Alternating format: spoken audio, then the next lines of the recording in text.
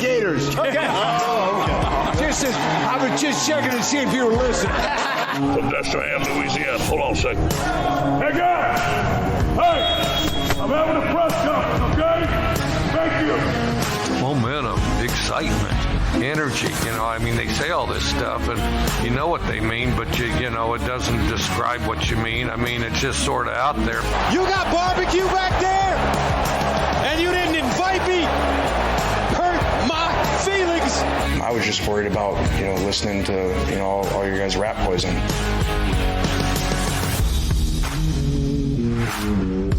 Welcome to Sideline Judgment. Here are your hosts, Sergio and Tyler.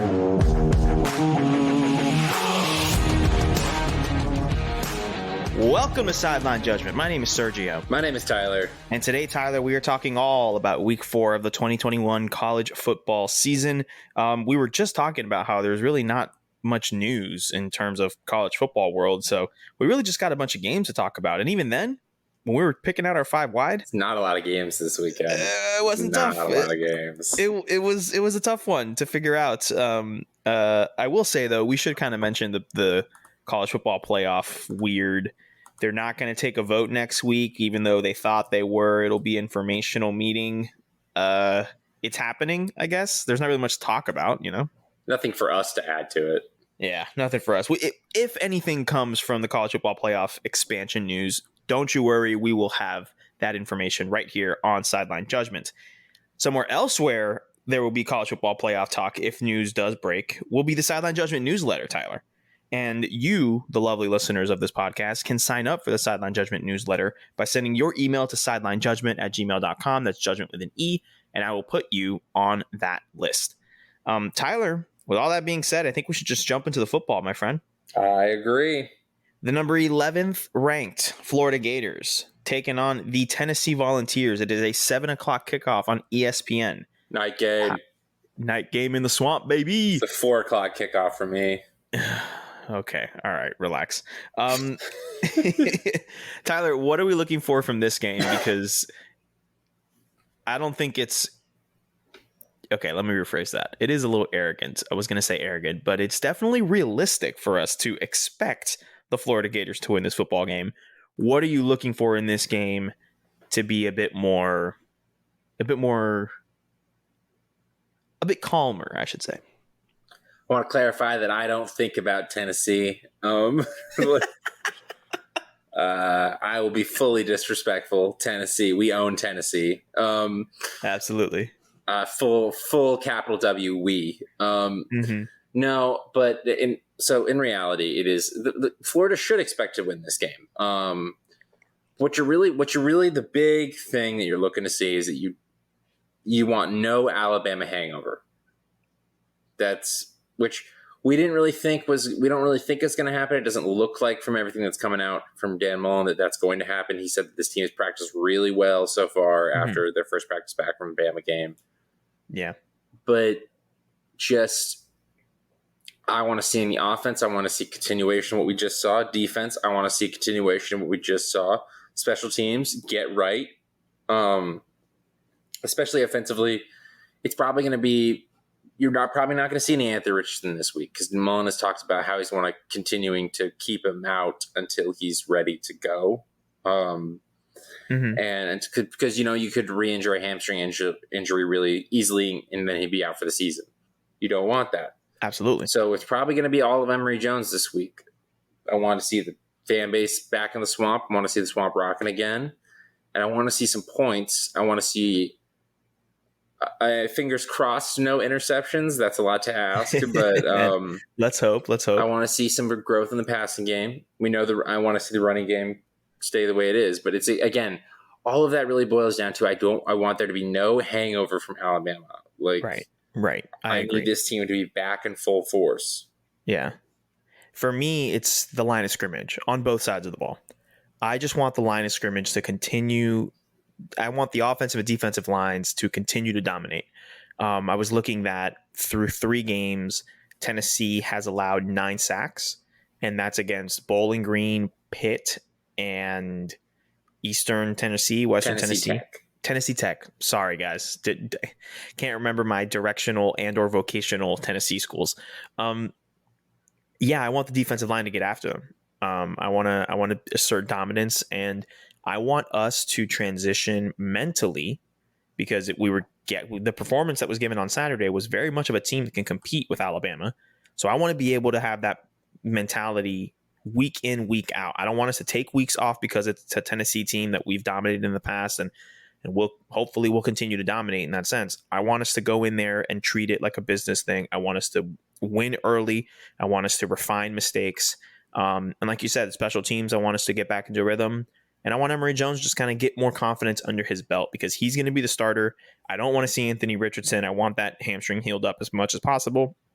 I think if you are going to play him before the Georgia game, it's definitely next week on the road in the grocery store against Kentucky. More important than in the swamp against Tennessee, a team that, let's be real, is kind of working on. This isn't even a good Tennessee team. No, it's not. But I do think that defensively, it's going to be a good test on the secondary, because you do know that Josh Heupel is going to be throwing this football a lot. Mm-hmm. And if they can hold their own against high-powered, high-speed type of offense like Josh Heupel's is, then it holds well for the supposed air-raid adjacent offense that Georgia has that we really haven't been able to see completely. And it's been a year and a half now, but it is what it is. That's what I want to see throughout the Gators, not the whole game. So I like it. That's it for me. I mean, there's not much to talk about. I really think it's very unlikely that Florida loses this game, just given their history with Tennessee, the mental advantage, home field. They just beat Alabama. Now, it's possible. I want to throw it out there. Mm-hmm. But what you're probably more looking like is, how does Florida win this game? And like we said, we want them to continue to look good, look like they're progressing, and not just get through the motions and beat Tennessee. Right. And I know, listen, we're talking down on Tennessee, but not as fans, but like just realistically, because of they're not good this year. Right. Where they are in their program's rebuild. I don't want the players to be having this mentality. I need the players to go out there from snap one and treat every single opponent as if they are Alabama, because that with that mentality, with that intensity, will come success and long-term success. So a couple of words. Absolutely. Tyler, do you think we should move on to 5 wide? I think we should. Right. We got a lot of games to talk about.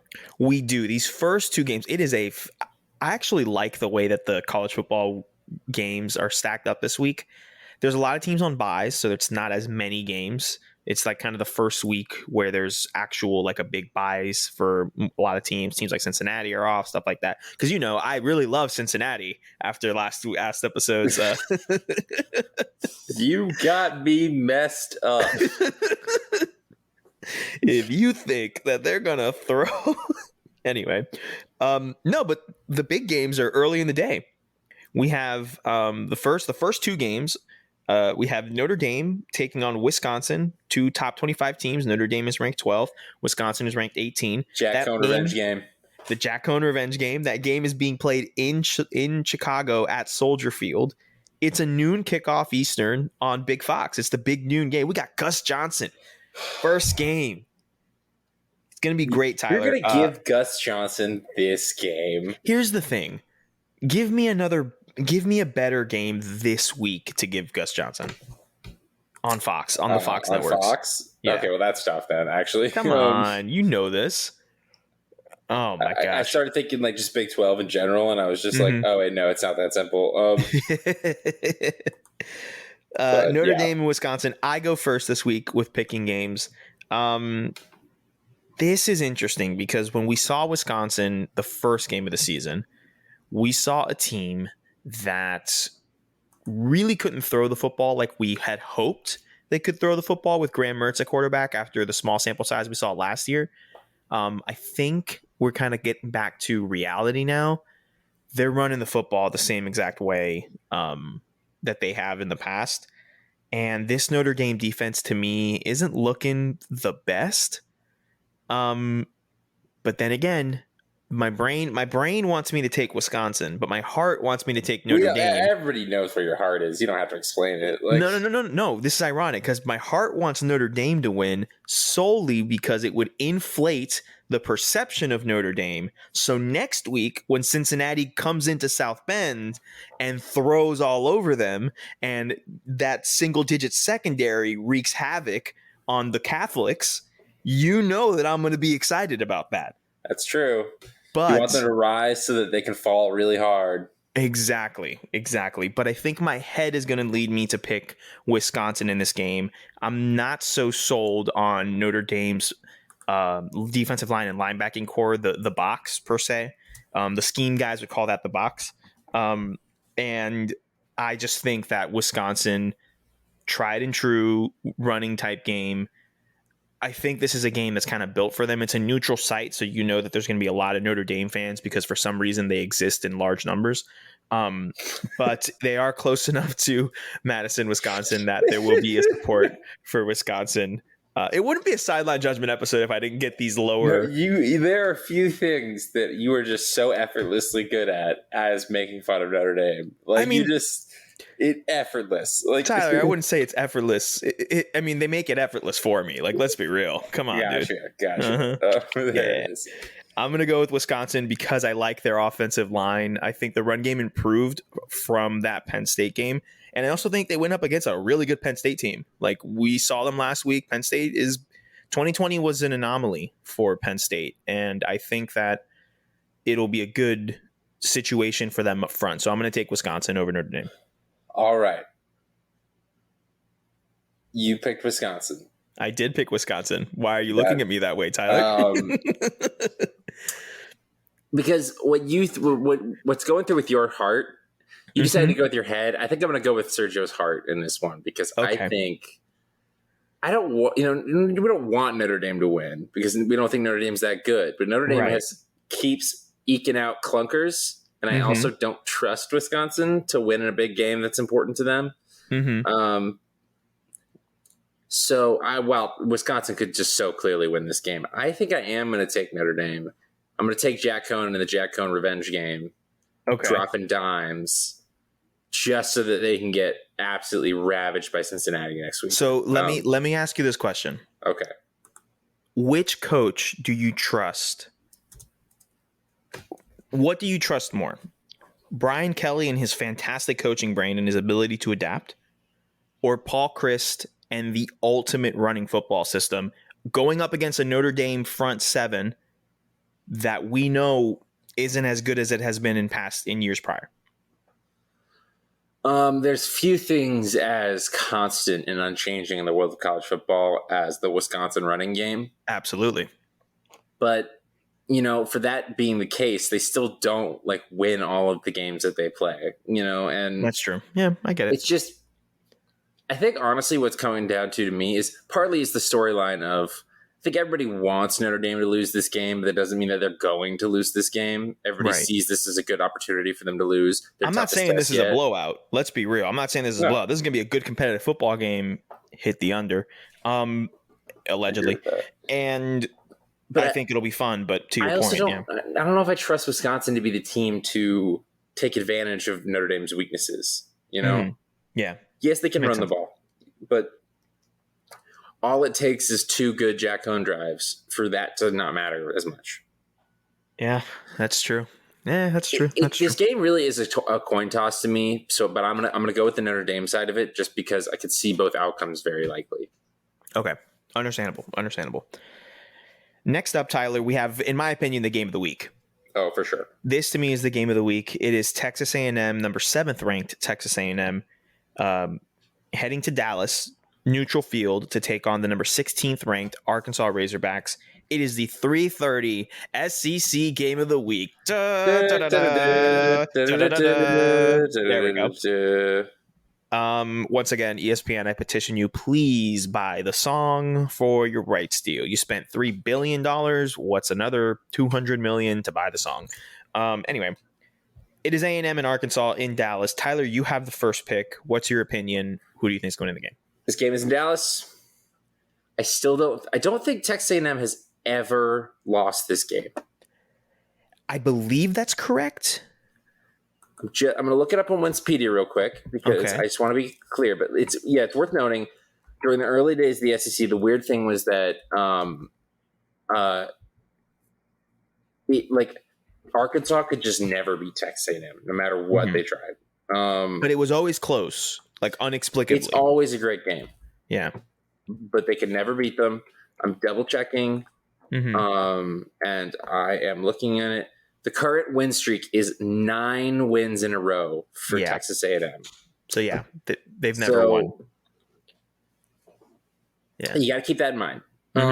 A lot of it has to do with talent. There's also some just wacky years in there, but there's a lot of stuff going on.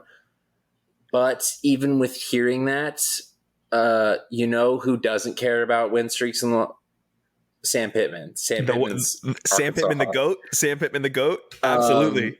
Sam Pittman sees your win streak and scoffs at it.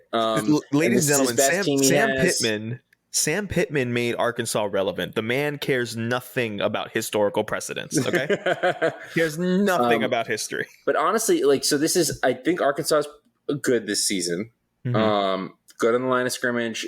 It's hard to judge because this would clearly be his best team since he got there, and Arkansas was so bad before that it's hard to gauge how good this team really is. They haven't had a true test yet. Yeah, they beat up on Texas, but what does that actually mean? We're not sure. Right. I can't believe that phrase was uttered. Arkansas beat up on Texas, but what does it really mean? It's the truth. It's the truth. No, it's the truth. It's Texas this year. It's just college football in 2021 where we're out here saying, "Oh my gosh, Arkansas! Of course they destroyed Texas," but it doesn't mean much. Incredible statement. But I do really like this team. They're good on the line of scrimmage. I like KJ Jefferson. They've got some good parts. They're coached well. Being in Dallas, I don't think helps them. Doesn't hurt them as much as playing in playing at Kyle Field. But it doesn't help them necessarily. But also, this is a play for me on the fact that Texas A&M is entirely too overrated. Too overranked. Say it again. Texas A&M is overranked. They're overrated. They are not that good. Thank you. You cannot be winning a game against Colorado 10-7 on the last drive. In their defense, and I also do believe they're overrated, but in their defense, their offense looked very much high tempo, moving the ball, something that's not very characteristic of a traditional Jimbo Fisher offense. It looked like they were moving on to something different that was going to help a bit more to what Haynes King, his strengths are. Now, the reason I think they went back to the traditional Jimbo offense is because Haynes King went out with an injury in that Colorado game. Calcutta, I don't know his real name, but we're going with Calcutta. Calcutta, the backup quarterback, definitely not as good as Haynes King, and it definitely seems like they are missing him. And because of that, they're adapting the offense. They're very much limiting the offense, similar to what we talked about with Anthony Richardson in the game. The offense is limited, but Anthony Richardson is eventually going to be the starter. I don't know if this Calcutta kid is going to be the starter eventually. Calzada, by the way. Calzada, thank you so much. I'm going to still ignore it. Calcutta is just such a good – come on, Calcutta, please. Yeah. So I'm agreeing with you. I'm also going to take Arkansas. I also want justice for Arkansas because this game was supposed to be played in Fayetteville, but I don't know what happened, but it's being played in Jerry World, and I think this is distinguished alumni and booster Jerry Jones meddling and wanting to have the game.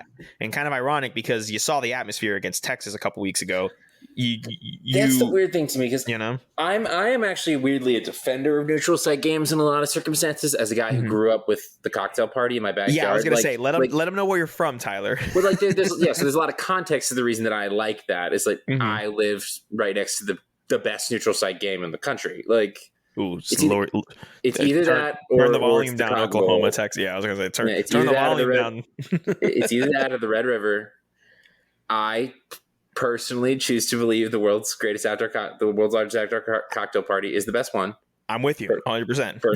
No bias necessary. Yeah, there's the two, and it's tough because those are two of the only neutral site ones that genuinely exhibit a college atmosphere because of the place, the situation, the history. And a lot of other neutral sites try to do that, they don't. So it's tough because I do like neutral site games.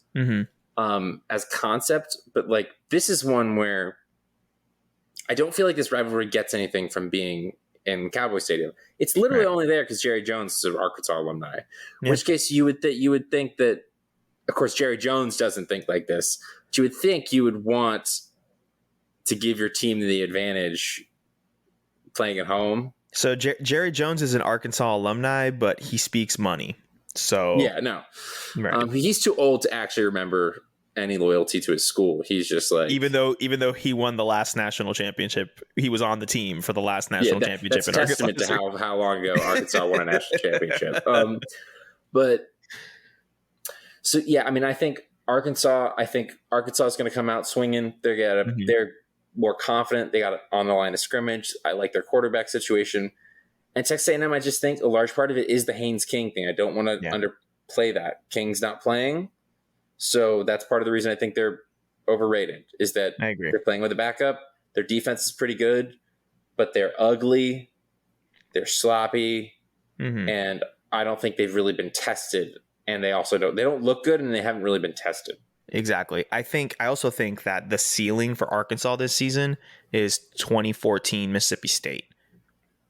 Really? The ceiling. I don't think that's where they'll end up. I think that's the ceiling for this football team. Okay, I can see that. Yeah. If things go right, I think a win against A&M will put them in the top 10 conversation. And if my situation goes right, where Wisconsin wins, Notre Dame falls, and Arkansas wins, I can see Arkansas sliding into the 12th spot, the 11th spot, depending on if Florida moves up as well. You know what I mean? Like, I can see many things happening. But I think they'll definitely get that respect. And then all of a sudden, the first college football playoff ranking comes out, and oh my gosh, Mississippi State is the first ever number 1 ranking in the college football play. You know what I mean? Some crazy thing like that. Like, I can see a New Year's Six bowl game being the ceiling for this team and stuff like that. But I definitely think the Haynes King thing, like you said, is a big factor in this game.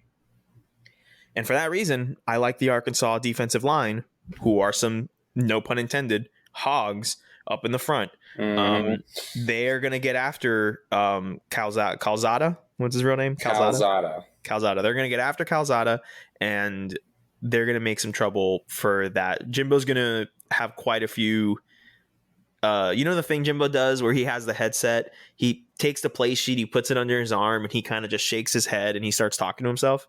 Yeah. There'll be a few. I think there'll be a few of those in this game of trying to figure out how to stop the Arkansas defensive line. And then on the other side, I mean, Arkansas can kind of have their way with almost any offensive line, their defensive line, the way that we're looking at it, you know, the way it's been played. So I'm excited for this game. It'll definitely be the game that I watch, like priority watch at this time slot for sure. For sure. Tyler, another game in this time slot is the number 9 ranked Clemson Tigers against NC State. It's a 3:30 kickoff on ESPN. I'm going to go first here. Dude, do we have to have the Clemson conversation? I mean, a little bit. Like, okay, Clemson does not look nearly as good as we expected. Yeah. Now, in fairness, let's look at their games. They faced the toughest defense in the country, in my opinion, in Georgia in the first game of the season. Didn't score an offensive touchdown. Passed for that game. Passed that. DJ's first start. Like, their last game was a game with like 2 lightning delays, which is not an excuse for why they didn't play that well, but it is, you know, a caveat you have to take into when, you know, accounting for that. That in the grand scheme of things over the course of their season, they probably won't judge that game that game might be an outlier. And then the middle game, I think they beat up on somebody that was like like a directional school. I don't remember. So yeah, Clemson is not as outwardly dominant as they usually are, and I don't think they're capable of being as outwardly dominant, but they still are super talented. So that's true. It's true, and that's again, we're worried. We're not worried about the defense. We're worried. We're worried about the offense. We are worried about DJ. Like we said in the review, looks a little timid, a little scared, a little unsure. I don't know which word is right for this situation with him, but it's definitely not what we had hoped or expected from him, especially after going on the road in a tough game and probably the best regular season game of last season in that Notre Dame overtime game. So it's interesting. NC State, on the other hand, NC State have kind of been the media darlings of the ACC. People were saying, 8, maybe 9 wins would be great for this football team. And they looked good in they looked good in the last game against Mississippi State. They just kind of couldn't put the ball in the end zone. Like if you look at the numbers, as I work for a company that, gives out data to a bunch of sports teams, and I was looking at the EPA, which is the expected points allowed for NC State this year. And I looked at it specifically for that game. The expected points allowed means when you run a play, how much more likely are you to get points by running that play? That's your EPA. So the better EPA per play that you have, the rate, the better off you are bound to do. When you look at the way that NC State played the football game, their EPA was significantly better than Mississippi State's. And it really was just a situation of they had turnovers in the red zone. They kind of couldn't finish. You know what I mean? So I like this NC State team. I think it's going to give Clemson some trouble. I'm not going to pick NC State. I'm going to pick Clemson because I do believe that they are a better football team. I really wish that there weren't any lightning delays in that Georgia Tech game for multiple reasons, but one of them being that I think we would get a better idea of Clemson. There's been a lot of qualifiers in their first 3 games so far. First game was against Georgia. They kind of get a pass. Best defense in the country, like you and I both think. Second game was against some smaller school that they just routed because the talent difference is so much that we can't really get a good feel. Third game is against Georgia Tech, a game they should dominate, but then they get 2 lightning delays, and so start and stop. I'm excited to see them just full stop. This game is going to tell me a lot about Clemson. This game is going to tell me if they're going to be legitimate playoff contenders, because the way it's looking right now, the way the rankings are reflecting, Clemson is 9. I mean, if the season ended right now, Florida's a better team than Clemson in terms of performance. You know what I mean? Absolutely. So I'm going to take Clemson. I like the talent, but it's going to tell me a lot about this team, this game. So I'm of the same opinion. I am taking Clemson because while they haven't looked good, they still won. And, we talk a lot, like you just kind of said, that you don't want to ever judge teams just on one game. It's hard early in the season because that's all people want to do. Right. So I don't think Clemson is as good as they were last year. I think very much similarly to you. But I'm still going to take them over NC State because they still run the ACC. And until I get a real sign that they don't, I'm going to continue to trust in their talent and their game plan and their coaches and their defense. Also, NC State is like notorious for, looking great and not being able to deliver. Yeah, I was thinking the same thing. Like that's their whole thing. Like, yeah, they haven't had 10 wins. They have only one 10-win season in their school's history, and that was with Phillip Rivers. Yeah, an NFL quarterback, a legendary, like a borderline Hall of Fame NFL quarterback. Yeah. So, yeah, man, I'm with you. I'm with you on that. Next up, we are going to go west, Tyler. We're going to go in your neck of the woods. The number 24 ranked UCLA Bruins are taking on Stanford up in Northern California. It is a 6 o'clock Eastern kickoff, a 3 o'clock Pacific time kickoff, and it is on the wonderful, beautiful channel that is known as the Pac-12 Network. Oh, how your tune has changed! Like I don't know, it's honestly my favorite channel on television. Since I discovered it 4 days ago, it is my favorite television, my favorite channel. Tyler, you go first on this one. What do you think about this all California matchup? So, Stanford lost their first game of the season to Kansas State pretty convincingly fashion and have been undefeated since, including getting Clay Helton fired with their win over USC. UCLA, on the other hand, started the season off really hot, destroyed Hawaii, then beat LSU pretty convincingly, and had a bye week, and then lost to Fresno State at the last second. In a fantastic football game. Great football game. So teams that are of two different, they're two different, like kind of like little situations, two different stories. It's tough because there's a part of me that really feels like UCLA is primed to get beat here because it's still Stanford, and Stanford is not what Stanford used to be, but they're still like a constant in the Pac-12. It's still a good coach, good system. Their quarterback at Stanford seems to be pretty good, but I think I'm going to go with one of my new hometown teams, and go with UCLA because of Dorian Thompson-Robinson and that offense. Like, even though they lost to Fresno State, it wasn't because their offense wasn't moving the ball. Right. Like, I'd argue they scored too quickly. I would agree.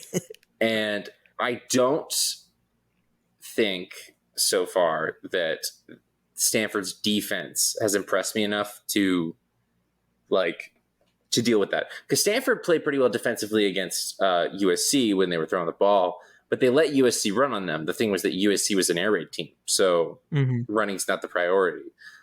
Kansas State, which likes to beat you on the ground, pummeled Stanford.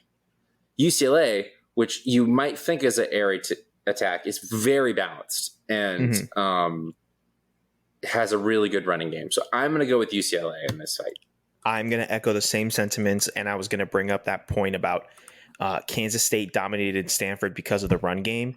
And while UCLA and Chip Kelly run their kind of own unique style of offense that isn't necessarily air raid, people think it is because it moves quickly, but isn't necessarily just a pure run game. I do think that Chip Kelly will lean a bit more on the run game than he will on the passing game, and that is just a recipe for disaster for the Stanford defense. Now, defensively, I think that Stanford was able to really show something in that USC game. You know, while they gave up points and yards and stuff, I think they were able to show that they can adapt to a couple of things. So I don't think it's going to be a blowout, but it'd definitely be a good football game. And like I said, and like you said, I like the UCLA run game more than I like the methodical, probably living in 2012 Stanford type offense. Stanford's offense is not explosive to me, and that's fine. But when you're going up against an offense that I feel like Stanford might win a lot of the downs that they play against UCLA, but you know the defense might win. But UCLA only needs like 3 plays to get a touchdown. Exactly. They don't. If you win most of your plays against Wisconsin, you'll probably win that game because Wisconsin doesn't score from 60 yards out. Typically, UCLA does. Right. So it almost like that changes the way that you have to think about how the defense is going to match up against the offense. So yeah. I agree. And speaking of Kansas State, Tyler, our final game in 5 wide is the number 25 ranked Kansas State Wildcats taking on Oklahoma State. It is a 7:00 Eastern kickoff on ESPN Plus. So you're going to need an ESPN Plus membership to watch that, which is perfect for me because I can have the Gator game on the TV and I can have this game on my laptop, on my iPad, per se. I'm going to go first here. This is interesting because Skylar Thompson, the Kansas State quarterback, is out with indefinitely with an injury, I believe, to his hand. He was to put a picture up, and he had a cast on and all that stuff. So he seems a little bit banged up. He won't be playing in this game.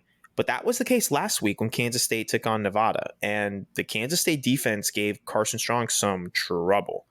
Now, I have a feeling this game is going to be a low-scoring football game because Spencer Sanders, man, as high hopes as we've had, this is now his 3rd season. His first year was really the only one that was really kind of made some noise, and what a surprise! He had Tylan Wallace and Chuba Hubbard were his skill position guys, and they had I think it was an all senior offensive line his first year. So obviously it showed. I have a feeling that Kansas State is going to ride. I don't even know who the backup is, but I have a feeling Kansas State is going to be able to go into Stillwater and get this victory. I think this is going to be a defensive game on both sides. You have Kansas State's defense shutting down Spencer Sanders and everything else, and then you have Oklahoma State's defense really benefiting from the fact that Skylar Thompson is not going to be playing in this game and won't really be able to initiate the offense in that way that we thought. So I'm going to take Kansas State. It's going to be a defensive game. If I was a betting man, allegedly, I would take the under. I want to disagree with you. I do. I really do. I want to. I want to find, because I'm down in the competition, so I'm trying to make up some ground.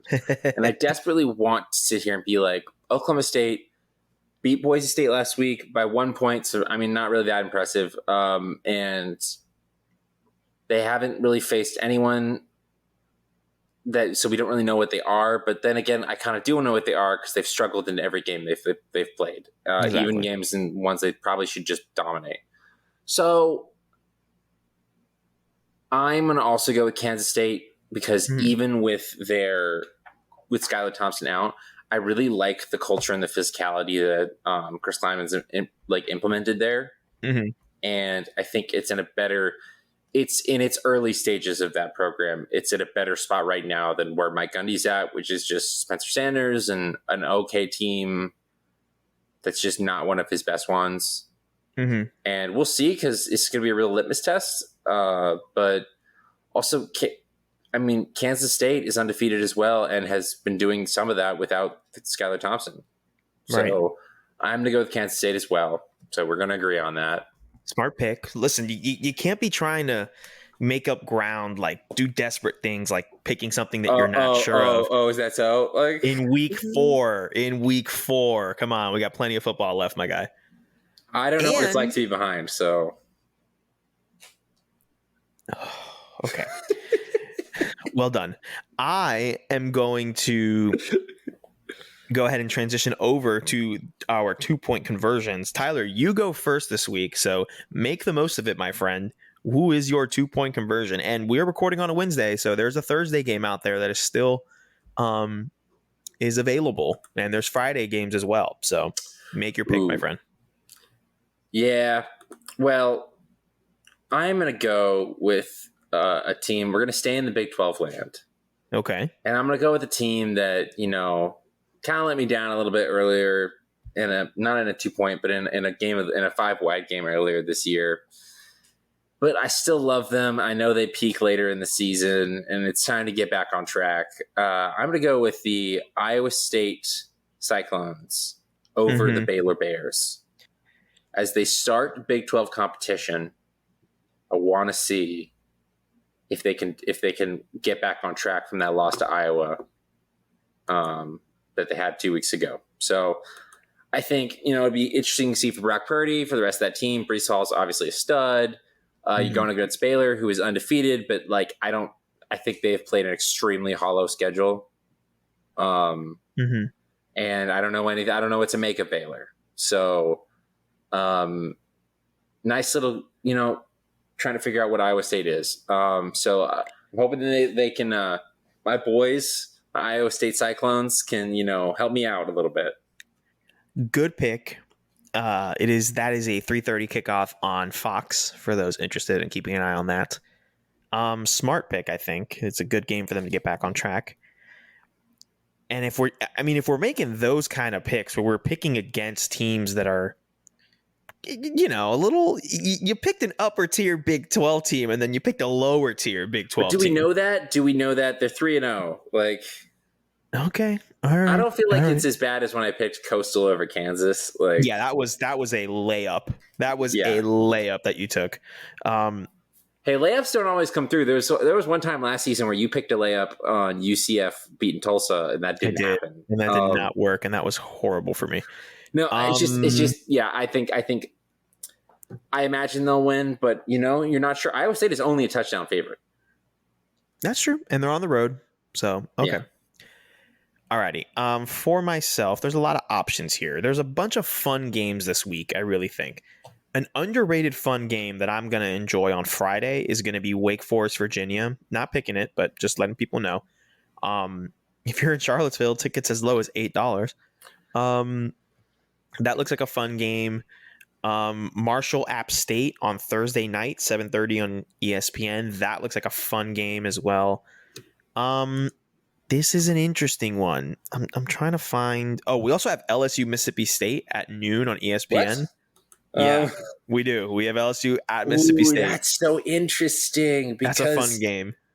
Everybody think back to the LSU Mississippi State game last year, where Mississippi State just week one. It was the first week of college football. We were also excited because we didn't know if we were going to get it because of COVID. Costello, Kylan Hill, everyone was hyping up. I'm old enough to remember when people said that. What's the LSU quarterback who got hurt this season? Miles Brennan. I'm old enough to remember when people said Miles Brennan was better than Joe Burrow. I'm old enough to remember that. I remember us recording about that. Like, it's just like he just throws the ball different, and everyone was like, "Shut up!" Like, the article was like some Louisiana paper, and it was interviewing some guy that was like, I don't know, a member of the staff for some reason. He was like, "Hey, look, nothing against Joe Burrow. He's a fantastic quarterback." Blah, blah, blah. but Miles Brennan's just got something in that arm. And I was like, all right, dude, relax. And this is me stalling because I don't know what to pick. I am tempted. You know what? I'm going to do it. Okay. No, should I? I don't. So it's so fun to watch you go through this because I'm not going to say anything because I don't know what you're going to pick. Like, all right, you know what I'm going to do? I'm not going to pick the one I was struggling on a second ago. I'm going to pick something else. I'm going to pick a game that we almost included in our 5 wide, Tyler. I think this game deserves to be on the sheet somehow. I agree. I am going to take the Michigan State Spartans, the number 20th ranked, Mel Tucker's 20th ranked Michigan State Spartans over the Nebraska Cornhuskers. The game is in East Lansing. The game is a 7 o'clock kickoff on FS1. I highly recommend that game. So that's the game I'm going to take. I'm going to take that'll be fun. I'm interested to watch. I'm interested to really find out what Nebraska is. Yeah, me too. And to an extent, now how good Mel Tucker is, because I'm liking what I'm seeing so far. I am loving what I'm seeing so far. I am. The game that I was like about was I almost took Louisville over Florida State. Ooh, I almost took Louisville over Florida that's State. Tough. You know, the line for that game is Florida State is a 1.5 point underdog at home. I don't know how to feel. I don't know how to feel about that line because like Scott Satterfield and just got to win, you know. Okay, he got to win, but he probably shouldn't have. Yeah, I mean, like they won in the sheet, like exactly. God, that's so tough. I wouldn't know what to do either. I also just don't want to like jinx the whole FSU zone as a Florida fan, right? Not as a college football like unbiased person. Like as a Florida fan, I don't want to jinx the whole FSU is looking absolutely horrendous kind of thing. So yeah. I don't want to touch it. Keep going. Want that train to keep rolling. I don't want my energy to be like I'm going to pile on them and FSU come out and McKenzie Milton throws 6 touchdowns. Like I don't want that to happen. I love McKenzie Milton. Don't love him at FSU. You know what I mean? So yeah. By the way, who do you think is actually going to win the LSU Mississippi State game? The game is in Starkville. Number one. It's an 11 a.m. local kickoff time. And Will Rogers is like the handpicked Mike Leach quarterback. I don't know if this defense has been that much better. But at the same time, the problem in the LSU UCLA game was the line of scrimmage in the run game. And for that reason, I think I'm going to take LSU. If they don't win, I'm taking Mississippi State just because like I feel like I don't know why, but I just feel like it's not going to. Their defense just has not been good. Like it hasn't. No, I know it hasn't. But here's my thing. Like for me, the issue with LSU, the glaring issue, right? The glaring issue with them was the run game, run defense, and you know that Mike Leach ain't gonna do that. So Mike Leach's not gonna run the ball. So for that reason, I think I like LSU. I think they are a talented football team. I think there's a lot of talent on that roster. They're just not being coached up properly, which leads me, if your prediction is correct, of Mississippi State winning the game, I don't think Coach O makes it to the end of the season.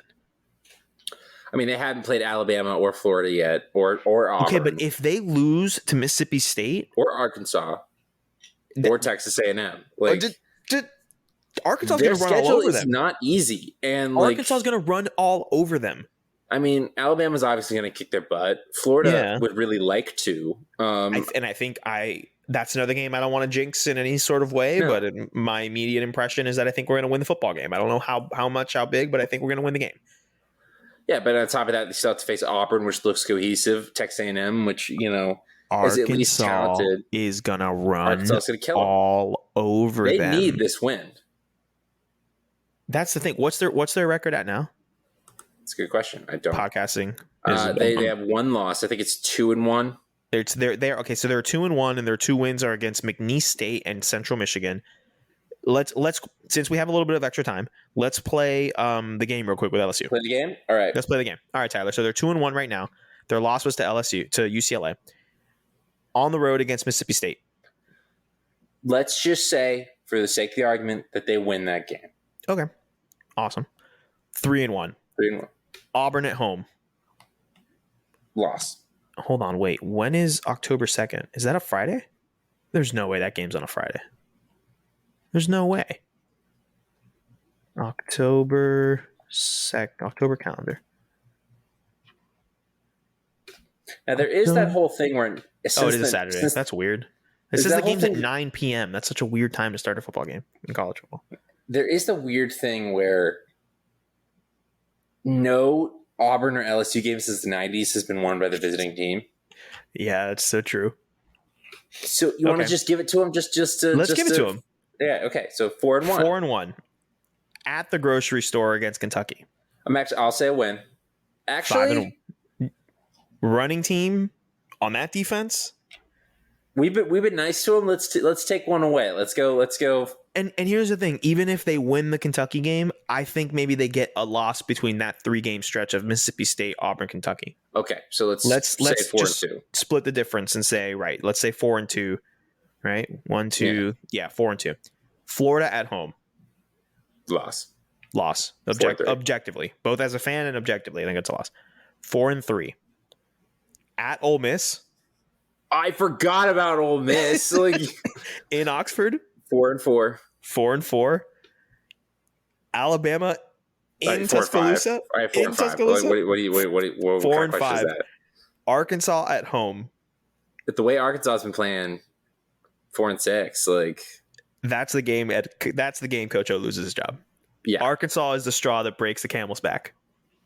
If it goes like this, yes. And if my belief of this Arkansas team, where their ceiling, not saying that's what's going to happen, but their ceiling is that 2014 Mississippi State team, then yeah. So that's 4-5. ULM at home, 5-5.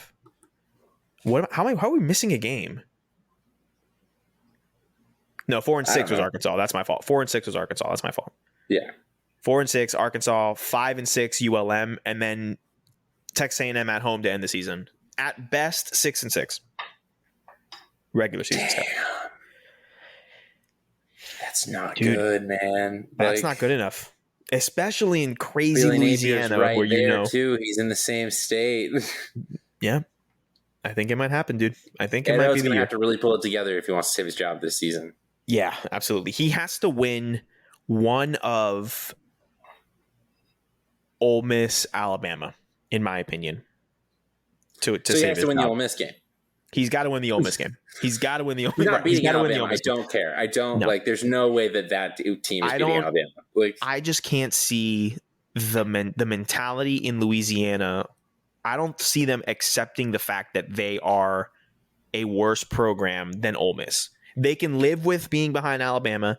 They can live with being behind Auburn in a year or two because of the way Auburn's been in the past decade or so. Getting beaten by Auburn is not a weird thing to LSU. Exactly. It's like Florida losing to Georgia in a lot of ways. And it's not preferable. We don't like it, but it does happen. Exactly. It happens. I don't think they can't muster losing to Ole Miss. This is Florida losing to Tennessee. In their eyes.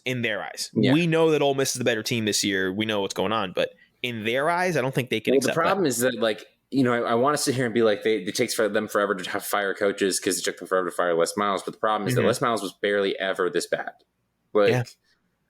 Ed O did assemble one of the greatest college football teams we've ever seen. And credit deserved. Since that, he has barely gotten to bowls. Yeah. Granted, it was a weird COVID year. Yeah. But still. And they lost a lot, but that's the thing with LSU. Any other coach, I think, would get COVID year as a throwaway, would get this season as a get back on track, and then they would make an assessment after next season. I don't see it happening. I don't see LSU giving them that benefit of the doubt. They want to compete now. They want to get They want to land Arch Manning. They want to do all these things. You know what I mean? So. They're not getting Arch Manning. Yeah. No. Arch Manning is going to Ole Miss if Lane Kiffin stays there. That is my prediction. So did you see what he did? Yeah, he follows one individual on Instagram, Lane Kiffin. He follows one person. It's Arch Manning. Yeah. Lane Kiffin is such a troll. It is amazing. Like, Lane Kiffin has mastered the internet. Lane Kiffin has mastered the internet. I'm so happy for him. Oh my God. All right, Tyler. I think that's good for this episode. Our scores to date: I have 16 points. You have 12 points. I think it's going to be a good weekend of college football.